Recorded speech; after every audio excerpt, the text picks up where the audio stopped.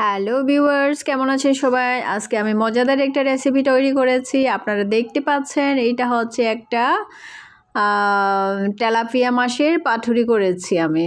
এই যে আমি প্রথমে মাছটাকে ভালো করে ধুয়ে করে মশলাগুলো আমি মাছের উপর আমি দিচ্ছি ভালো করে। আমি এখানে দিয়েছি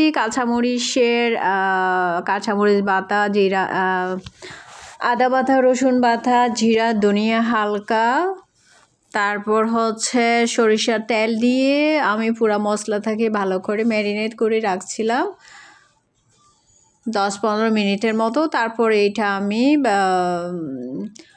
লোহার কড়াইয়ের উপর আমি পুড়ছি হালকা তেল দিয়ে।